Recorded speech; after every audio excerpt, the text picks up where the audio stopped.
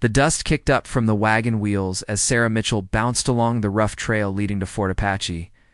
Her hands gripped the wooden seat so tightly her knuckles had turned white.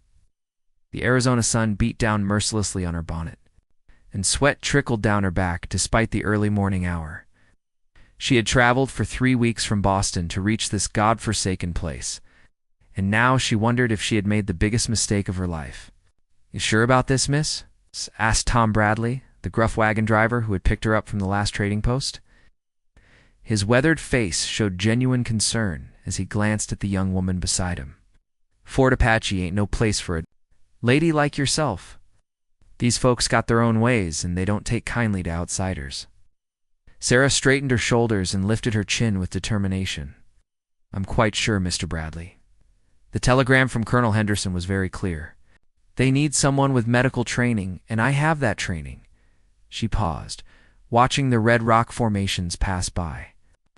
"Besides, I have nowhere else to go." The truth was more complicated than she let on. Back in Boston, her engagement to Dr. William Crawford had ended in scandal when she discovered his affair with another woman. Her reputation in society circles had been ruined by association, and the nursing position at Massachusetts General Hospital had become impossible to maintain. When the advertisement for a medical assistant at Fort Apache appeared in the newspaper, it seemed like divine intervention. As they approached the fort, Sarah could see the wooden walls rising from the desert floor like a small city. Soldiers moved about their duties, and smoke rose from various chimneys. The place looked rough and unwelcoming, but it represented a fresh start. She had saved enough money for the journey and carried letters of recommendation from her previous employers. "There's something else you ought to know," Tom said, his voice dropping lower. "About a week ago, they brought in a prisoner. Apache warrior, they say. Been causing trouble for months, raiding settlements and such. The soldiers, well, they've been rough with him. Real rough." Sarah felt her stomach tighten. She had heard stories about the conflicts between settlers and Apache tribes, but she had tried not to think too much about the violence involved. "What does that have to do with me?" "Word is, he's hurt bad. He's been refusing food. Won't let anybody near him. Colonel. Figures maybe a woman might have better luck. You being a nurse and all?" Tom spat into the dust. "But I tell you what, miss, that Apache's got eyes like a wolf. Even chained up and beaten, he looks at you like he's planning your death." The wagon rolled through the fort's gates, and Sarah found herself surrounded by curious stares from soldiers and civilians alike. She was clearly out of place in her Boston dress and proper bonnet. A tall man in uniform approached the wagon, his boots clicking against the hard-packed earth. "Yes. Mitchell, I presume." Colonel Henderson was younger than she had expected, perhaps 40 years old, with graying temples and sharp blue eyes. "Welcome to Fort Apache. I trust your journey wasn't too difficult." Sarah climbed down from the wagon with as much dignity as she could manage. "Thank you, Colonel. The journey was long but manageable. I'm ready to begin work immediately." "Excellent. Private Johnson will show you to your quarters. We'll have the rest of today to settle in, and tomorrow we'll discuss your duties." The colonel paused, studying her face. "I should mention we have a particularly challenging case that may require your attention. A prisoner who's been uncooperative regarding medical treatment." That evening, as Sarah unpacked her few belongings in the small room assigned to her, she could hear voices from the courtyard below. Through her window, she watched soldiers gathered around, talking in hushed tones. Their conversation drifted up to her room in fragments. Won't last much longer if he keeps refusing food.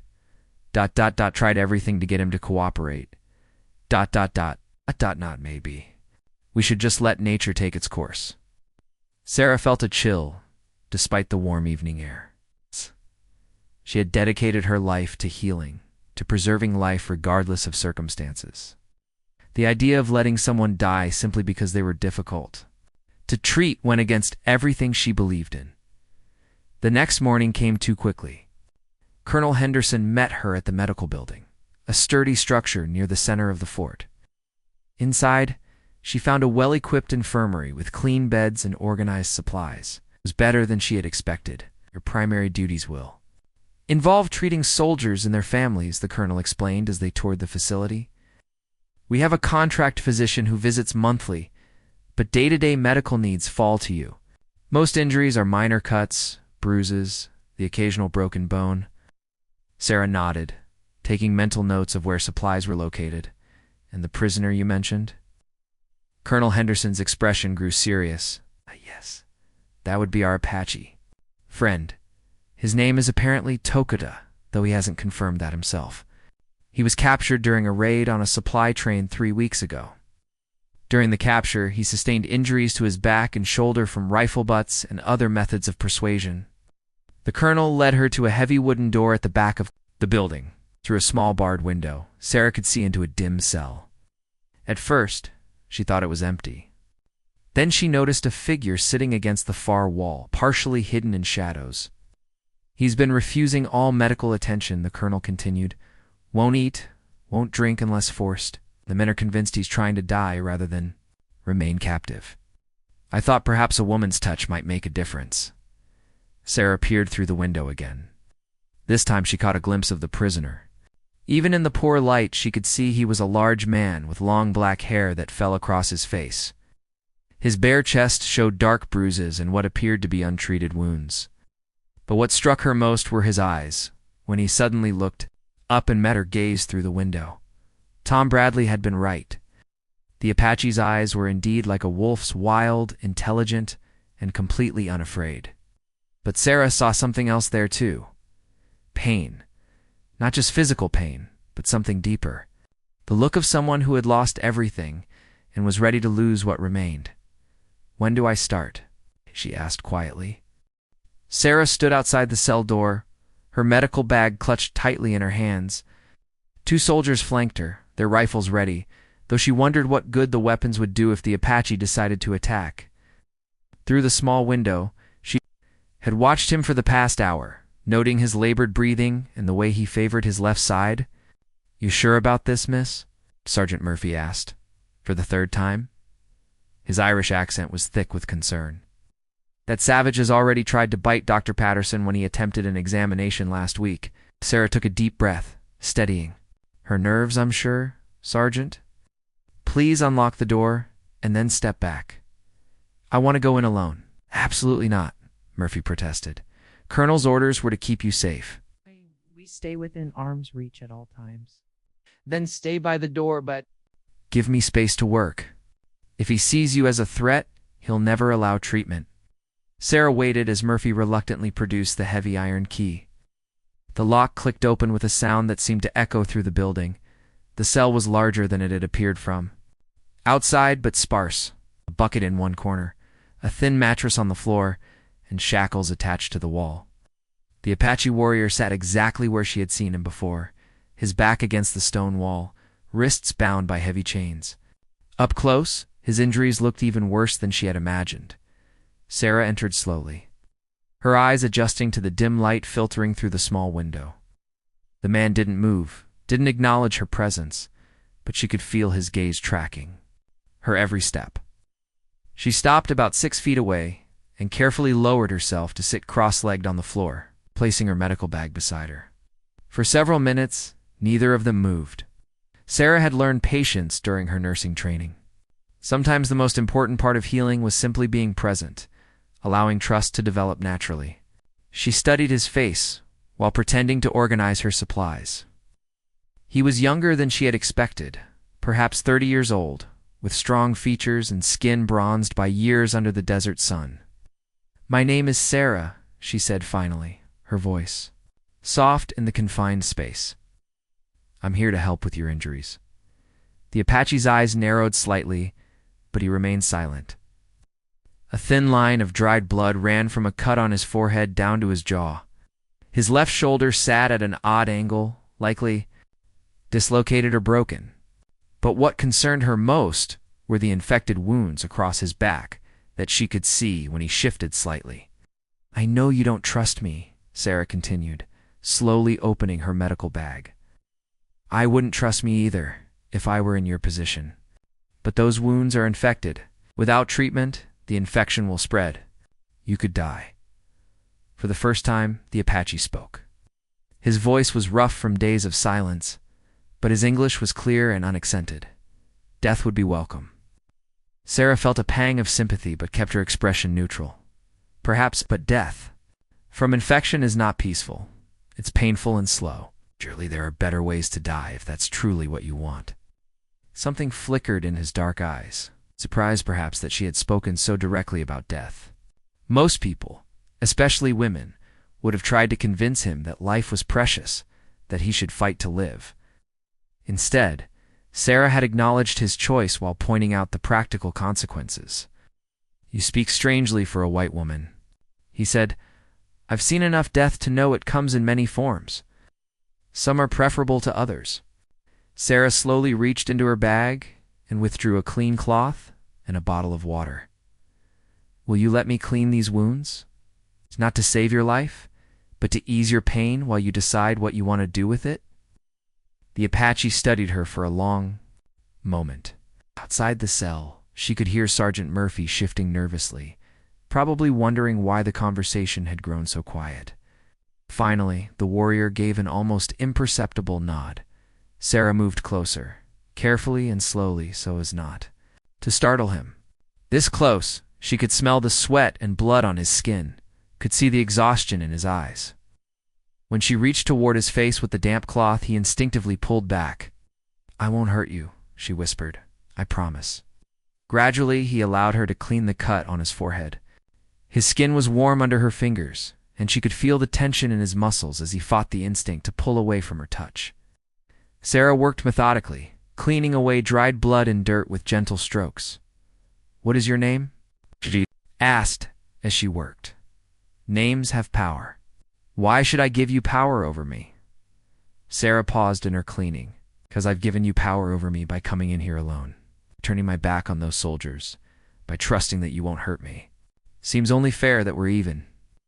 The ghost of a smile crossed his features so briefly she almost missed it. "Dakota, Dakota," she repeated, testing the unfamiliar syllables. "It's a good name. It means friend to everyone in my language." His voice carried bitter irony. "My mother chose poorly." Sarah finished cleaning his face and sat back on her heels. "Maybe she saw something in you that others missed. Maybe she knew that friendship was possible, even in difficult circumstances." Takeda's eyes searched her face as if looking for deception or mockery. Finding neither, some of the hardness in his expression softened slightly. "Why do you care what happens to me?" "I am your enemy. My people have killed your people. My people have also killed your people," Sarah replied quietly. "I've seen enough violence to know that everyone believes they're fighting for something important. But right now, you're not my enemy. You're a man with infected wounds who needs medical attention. That's all I care about." She gestured toward his shoulder. "That needs to be set properly, and the wounds on your back need cleaning before the infection spreads further. Will you let me help?" Dakota was quiet for so long that Sarah began to think he would refuse. Finally, he nodded toward the shackles on his wrists. "How can you treat what you cannot reach?" Sarah looked at the heavy chains, then toward the door where Sergeant Murphy waited. She knew what she was about to do would cause an uproar, but she also knew it was the only way to properly treat his injuries. "Sergeant Murphy," she called out, "I need you to remove the prisoner's shackles." The silence that followed was deafening. Then Murphy's voice exploded through the quiet. "Absolutely not, miss. That's not happening under any circumstances." Sarah stood and walked to the door, speaking quietly so Tokita couldn't hear. "Sergeant, I cannot properly treat his injuries with those chains in place. His shoulder needs to be manipulated, and I need access to his back. If you want him to survive for questioning, those shackles have to come off." "The colonel will have my head," Murphy muttered, but Sarah could hear him considering the practical aspects of her request. "Then station more guards outside. The watch. But those chains come off, or his condition will continue to deteriorate, and you'll have explaining to do anyway." The sound of the shackles hitting the stone floor seemed to echo through the cell like thunder. Dakota rubbed his wrists where the iron had chafed the skin raw, his eyes never leaving Sarah's face. She could see the surprise in his expression. No white person had ever shown him such trust. "Lie on your stomach," Sarah instructed gently, spreading a clean blanket on the floor. "I need to examine your back properly." Takoda hesitated, vulnerability flickering across his features, showing his back to an enemy was against every instinct he possessed. But something about this woman's steady gaze and gentle hands made him. Want to trust her? Slowly, he lowered himself onto the blanket. Sarah's breath caught when she saw the full extent of his injuries. Deep lacerations crisscrossed his back, some still seeping blood and pus. Bruises in various stages of healing painted his skin in shades of purple, black, and yellow. The worst wound, a gash near his left shoulder blade, showed clear signs of infection. Oh, dear God, she whispered, unable to hide her shock. Your soldiers were very thorough, Takoda said, his voice muffled against the blanket. Ah! They wanted information about my people's movements. When I would not speak, they became creative in their methods. Sarah felt bile rise in her throat. She had known that war was ugly, but seeing the evidence of deliberate torture made her stomach churn. Taking a steadying breath, she began cleaning the wounds with careful, gentle strokes. This will hurt, she warned, before applying antiseptic. To the deepest cut, Takoda's entire body tensed, muscles rigid under her hands, but he made no sound. Sarah had treated many patients, but she had never seen such self-control. When she finished cleaning the wound and began stitching it closed, his breathing became labored, but still, he remained silent. You don't have to prove your strength to me, Sarah said softly as she worked. No one can hear us except the guards outside. Pain is temporary. Takoda replied through gritted teeth. But showing weakness to an enemy lasts forever. Am I your enemy? Sarah paused in her stitching to look at his profile. Takoda turned his head slightly, meeting her eyes. I am no longer certain what you are. Over the next hour, Sarah cleaned and treated each wound methodically. As she worked, they talked in quiet voices about things that had nothing to do with war. Takoda told her about the desert, about tracking animals by their footprints, about the way the sky looked during summer storms. Sarah shared stories of Boston, of snow-covered winters, of the ships that came into the harbor carrying goods from around the world. Turn over, Sarah said when she finished with his back. I need to set your shoulder. Takoda rolled onto his side, wincing as the movement pulled at his stitches. His shoulder blade jutted out at an unnatural angle, clearly dislocated. Sarah had set dislocated joints before, but never on someone who wasn't properly sedated. This is going to be very painful, she warned. I can ask the colonel for laudanum. No drugs, Takoda said firmly. I need my mind clear. Sarah positioned herself carefully, placing her hands on his shoulder and upper arm. On the count of 3, 1, 2. She moved suddenly on 2, knowing that anticipation often made the pain worse. Takoda's body arched as the joint snapped back into place, a sharp intake of breath, the only sound he made. Sarah quickly wrapped his shoulder and arm with clean bandages, creating a sling to keep the joint stable. You're very brave, she said, settling back on her heels. Bravery has nothing to do with it. Pain is just another type of weather. It comes and goes like storms. Sarah studied his face, noting the way his eyes had softened slightly as the immediate pain faded. Is that how your people view suffering?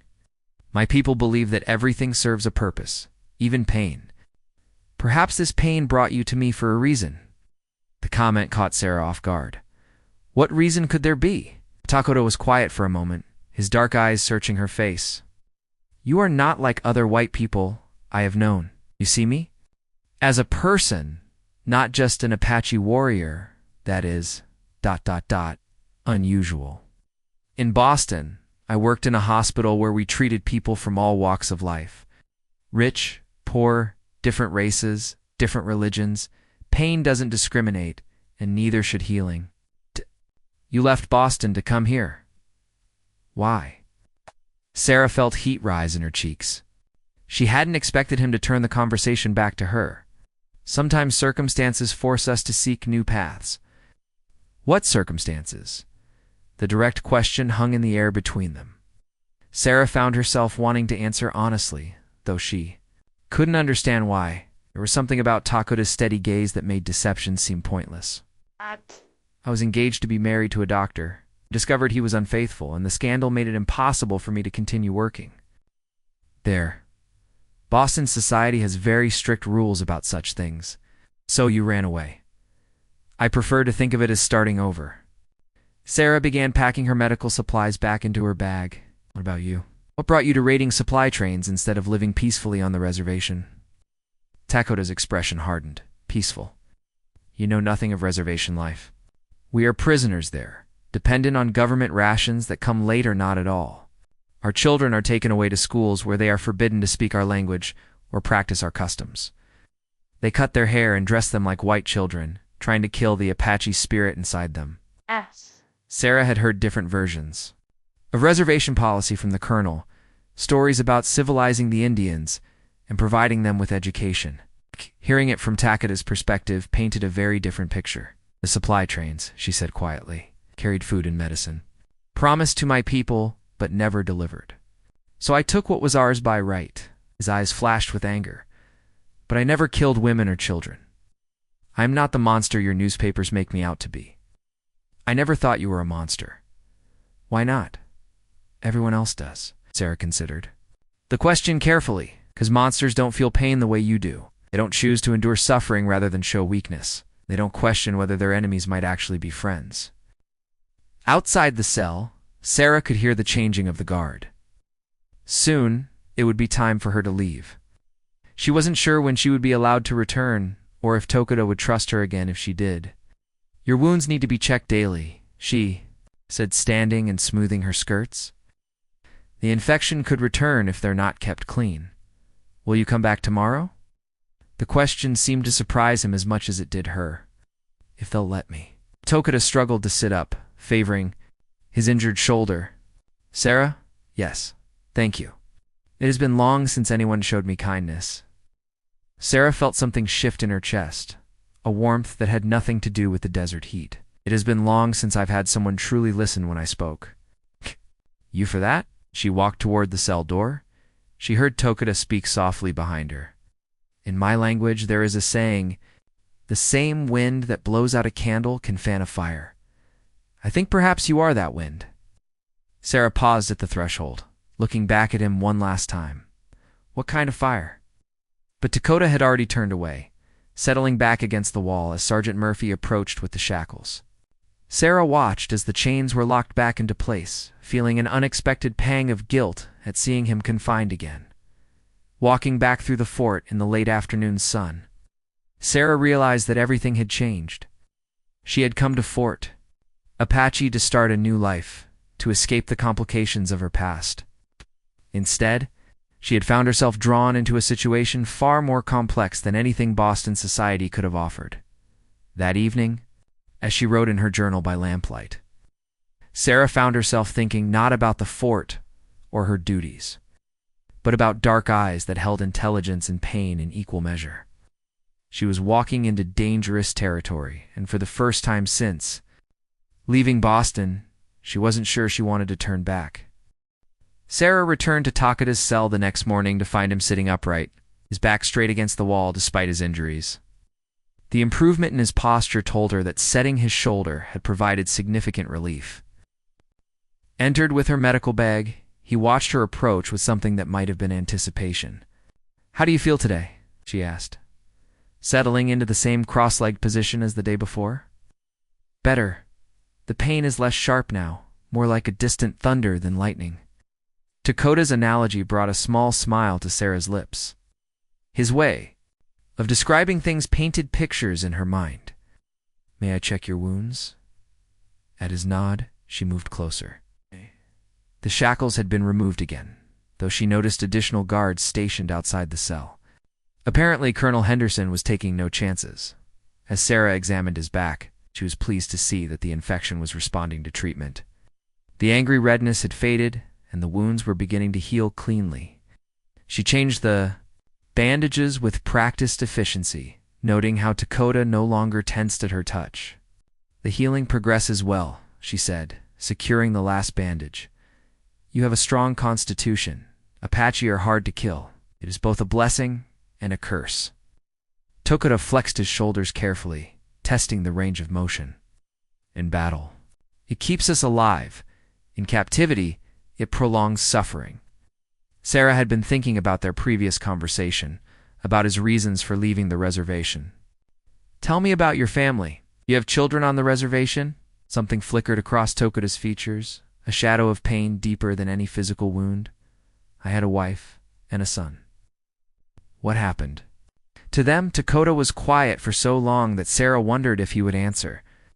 When he finally spoke, his voice was barely above a whisper. "There was sickness on the reservation 2 winters ago. The government doctor came once, spent an hour looking at the sick, and left medicines that did nothing. My wife, Ayana, tried to care for those who were ill. She caught the fever and died within days. And your son? He was 5 years old. Too young to understand why his mother would not wake up. He stopped eating, stopped speaking. I tried everything. Our traditional medicines, prayers to the spirits, even taking him to the white doctor in town. Nothing helped. Died 3 months after Ayana." Sarah felt tears prick her eyes. The loss of a child was something she had witnessed too often in the hospital, but hearing Tokoda speak of it with such controlled anguish made her heart ache. "Ow. I'm so sorry. That is when I left the reservation. I could not stay in the place where they died, surrounded by the people who could not help them. The raids gave me purpose, a way to channel my anger into action. But raiding won't bring them back. No, but it honors their memory. It says that their lives mattered, that their deaths will not go unanswered." Tokoda looked directly at her.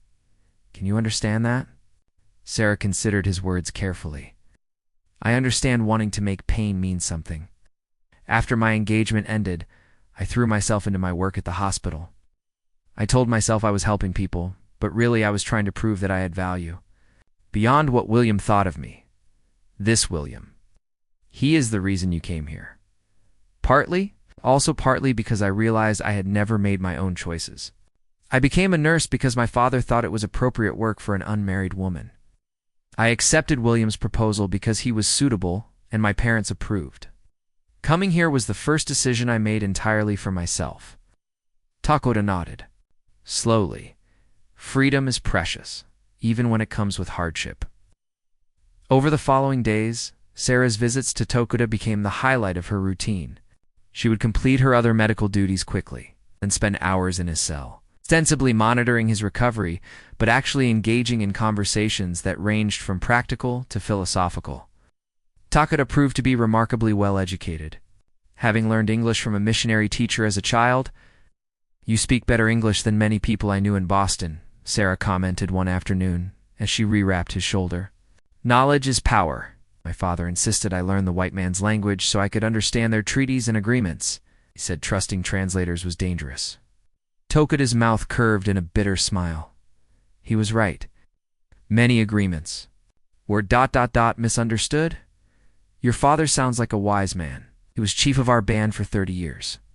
He kept peace through negotiation when possible, fought when necessary.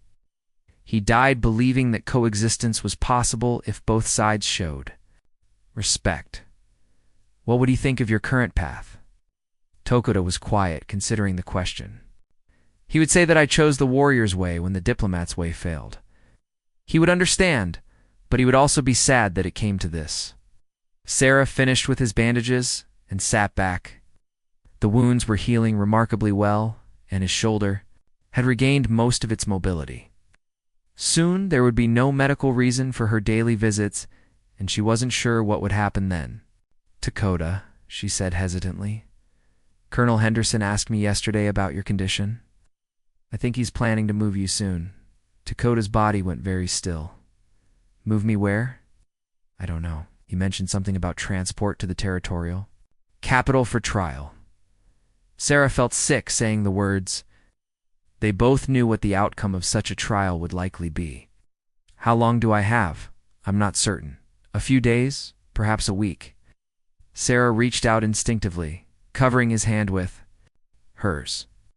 The touch sent an unexpected jolt through her, and she realized how much these daily conversations had come to mean to her. Tokoda looked down at their joined hands, its expression unreadable. "Sarah, there is something I must tell you. These past days, talking with you, have changed something inside me. The anger that has driven me since Ayana and my son died. It is still there, but it no longer consumes everything else. Sarah felt her pulse quicken.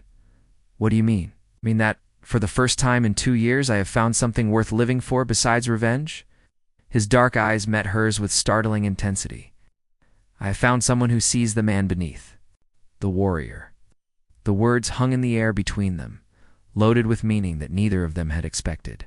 Sarah knew she should pull her hand away, should maintain the professional distance that her position required.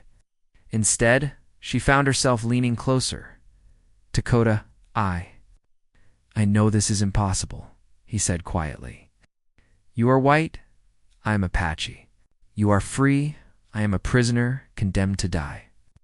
But I needed you to know that you have given me back my humanity when I thought it was lost forever. Sarah felt tears, threatening. You've given me something too. You've shown me what it means to have courage, to hold on to your beliefs even when everything is taken from you. You've made me question things I never thought to question before. What things? Whether the line between civilized and savage is where I always thought it was? Whether justice and law are the same thing? Whether it's possible to love someone you're supposed to consider an enemy? The last words slipped out before Sarah could stop them. Dakota's intake of breath was audible. Love. Sarah felt her cheeks burn with embarrassment and something else. I shouldn't have said that. Why not, if it is true? Because it's impossible. Because you're right about all the reasons it can't work. Because in a few days you'll be taken away, and I'll never see you again. Her voice broke on the last words. Dakota lifted their joined hands and pressed her knuckles gently to his lips. The gesture was so tender, so reverent, that Sarah felt her heart break a little. Nothing is impossible until it is finished, he said against her skin. And love, true love, does not recognize the boundaries that men create. Outside, the evening bugle sounded, signaling the end of the duty day. Sarah knew she needed to leave, but she couldn't bring herself to move. Tomorrow might be one of their last conversations, and she wasn't ready for this strange, impossible connection to end. Promise me something, she whispered. Anything. Promise me you won't give up. Whatever happens next, don't let them take away what we've found here. Dakota's eyes blazed with something fierce and determined. I promise. Me the same thing. Do not let them convince you that what you feel is wrong or shameful. Love is never wrong, no matter what form it takes. As Sarah finally rose to leave, she realized that her life had become divided into 2 parts. The time she spent away from this cell, and the time she spent in it. Everything else had become just a way to pass the hours until she could return. To Dakota's presence, walking back to her quarters through the dusty fort, Sarah knew she was standing at a crossroads. She could accept the inevitable, say goodbye when the time came, and try to forget this impossible connection. Or she could find a way to fight for something that had never seemed possible before. She looked into the eyes of an Apache warrior and saw her own soul reflected there. Sarah paced her small quarters frantically, her mind reeling from Colonel Henderson's devastating news. Tomorrow at dawn, Dakota would be transferred to Tucson for trial, and she would never see him again. The evening meal had been torture, listening. To the other fort residents casually discussed the Apache problem with brutal indifference. Mrs. Henderson expressed relief that the dangerous savage would finally face justice, while Sergeant Murphy questioned why they bothered with a trial at all. Now, alone with moonlight streaming through her window, Sarah faced an impossible choice. She could let Dakota go to his death, preserving her safety and reputation, or act on the desperate escape plan that had been forming in her mind for 3 sleepless days. A soft knock interrupted her tormented thoughts. Private Johnson stood at her door with urgent orders from Colonel Henderson. The prisoner needed a final medical examination before transport, and it had to be done immediately. Sarah's heart raced as she realized this might be her last chance to speak with Dakota in his office. Henderson looked exhausted as he explained the requirements. The territorial authorities demanded the prisoner arrive alive for trial, and he wouldn't risk complications during transport. Sarah accepted the assignment with forced calm while her pulse hammered against her throat. 20 minutes later, she stood outside Dakota's cell with her medical bag and 2 assigned guards. Through the small barred window, she could see him. Sitting against the wall in his usual position, his posture seemed more alert tonight, as if he had been expecting her arrival. Inside the cell, Takada's dark eyes met hers immediately. The lamplight revealed a mixture of resignation and something else, something that looked like hope or determination.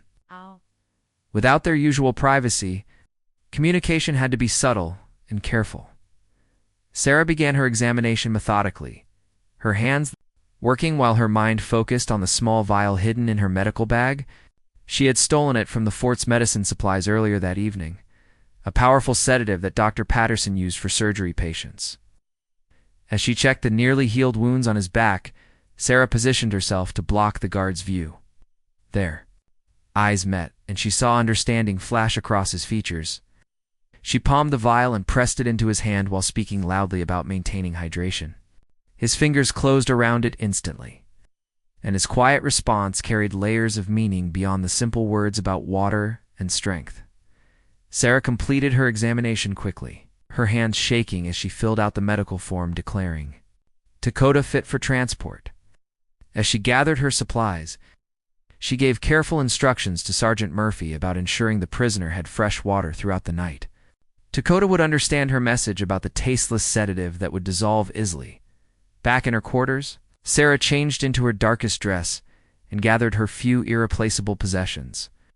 Her life savings sewn into her coat lining, letters of recommendation, and a photograph of her parents. Everything else would be abandoned forever. She had studied the fort's routines carefully, noting that guard changes at midnight created brief opportunities for movement. At midnight, Sarah slipped through shadows toward the medical building. Her heart pounded so loudly she was certain someone would hear it, but the fort remained quiet except for distant sounds of routine patrols. Inside the darkened medical building, she moved by memory to the key cabinet Colonel Henderson had shown her on her first day. Her shaking hands found the correct key just as footsteps approached outside. The guard change was happening precisely on schedule. Sarah waited until the footsteps passed before making her way toward Takada's cell, where unfamiliar guards stood watch. She approached confidently, announcing a medical emergency. Through the cell window, they could see Takada's still form on the floor, apparently unconscious. The new guards exchanged uncertain glances as Sarah insisted on examining him immediately to determine if Colonel Henderson needed to be awakened. Medical emergencies fell under her authority, so the guards reluctantly unlocked the cell door. Inside, Takada lay motionless, but breathing steadily. The sedative had worked perfectly, creating the appearance of unconsciousness while maintaining controlled awareness. Sarah announced that his condition required immediate examination in the medical building with proper lighting and equipment. When the guards hesitated, she reminded them sharply that their orders included keeping the prisoner alive for trial. How would they explain his death to Colonel Henderson? Convinced by her authority and urgency, they helped carry Takada's seemingly unconscious form across the courtyard. Once alone in the medical building, Sarah gently shook Takada's shoulder. His eyes opened immediately, clear and alert despite the sedative's effects on his body. He could move, though his coordination was affected. The medicine had made his body heavy while keeping his mind sharp. Takada protested the enormous risk Sarah was taking, but she had already made her choice. She would rather face consequences together than spend her life wondering what might have been possible. Behind the building waited a borrowed horse and carefully gathered supplies, including food, water, medical equipment, and a stolen map showing routes to the Mexican border. As Takada steadied himself against the examination table, he spoke of choosing between revenge and love, between his haunted past and an unimaginable future. Sarah asked him to choose life, whatever kind they could build together. His family was dead, his people believed him lost already. There was nothing left behind, only the possibility ahead. Their kiss was soft at first, then intensely desperate as the weight of their decision settled over them. When they separated, both were breathing hard. Takada warned that they would be hunted, never completely safe. Sarah replied that she would rather spend her life running with him than spend it safe without him. They gathered supplies quickly and made their way to the waiting mare. As Tokoda checked the horse's condition, Sarah took one final look at Fort Apache. She was abandoning everything familiar and safe, but also everything that had been chosen for her by others. For the first time in her life, she was choosing her own path regardless of danger or uncertainty. Tokoda offered his hand with quiet intensity. Sarah took it without hesitation, and together they disappeared into the vast desert night. They rode toward an uncertain future, but carried something neither had expected to find in this harsh place.